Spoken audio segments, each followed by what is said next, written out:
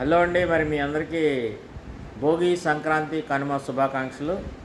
మరి తెలుగు సంస్కృతి అద్దం పట్టే రీతిలో ఈ పండుగలు మనందరం కూడా జరుపుకోవాలి. ఎప్పటికప్పుడు పండుగలను జరుపుకోవాలి. అయితే ప్రస్తుత యుగంలో అందరూ కూడా మనం చూస్తున్నాము, ఎక్కువగా ఈ ఎలక్ట్రానిక్ గ్యాడ్జెట్స్లకి అంకితం అయిపోతున్నారు.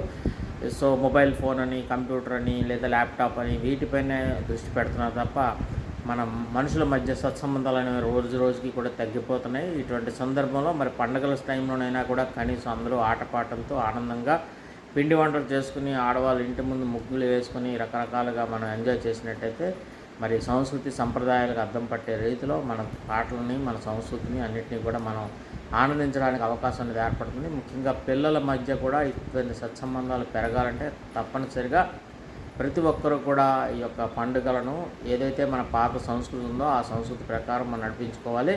ముఖ్యంగా గ్రామాల్లో కూడా ఇటీవల కాలంలో మనం గమనిస్తున్నాము, చాలా చోట్ల మరి సంస్కృతికి అద్దం పట్టే రీతిలో అనేక కార్యక్రమాలు అనేవి జరుగుతుండేవి. మరి ఇటీవల కాలంలో అవి కూడా జరగట్లేదు.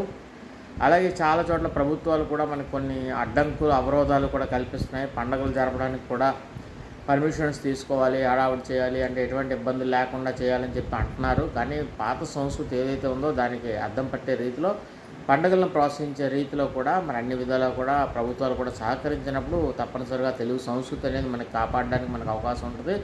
కాబట్టి దీన్ని దృష్టిలో ఉంచుకొని ప్రతి ఒక్కరూ కూడా మన పండుగలు ఏవైతే ఉన్నాయో ఆ పండుగలను యథాతథంగా పాతకాలంలో ఏ రకంగా జరుపుకున్నారో నేడు కూడా అదే రీతిలో జరుపుకుంటే ఆనందంగా ఉంటారు. అందరూ కూడా అభివృద్ధి చెందుతారు, సంస్కృతి సంప్రదాయాలను పరిరక్షించగలుగుతారు. సో ఈ విషయాలు మీతో పంచుకోవాలని చెప్పి ఈరోజు మీ అందరికీ కూడా శుభాకాంక్షలు మరొక మాట తెలియజేసుకుంటూ, ఈ సంస్కృతిని మనందరం కూడా కాపాడండి, మన తెలుగు సంస్కృతిని కాపాడండి. భారతీయ సంస్కృతి సంప్రదాయాలకు అద్దం పట్టే రీతిలో అందరూ కూడా ముందుకెళ్లాలని చెప్పి కోరుకుంటూ ధన్యవాదాలతో మీ సన్మూర్తి. సర్వేజనా సుఖినో భవంతు.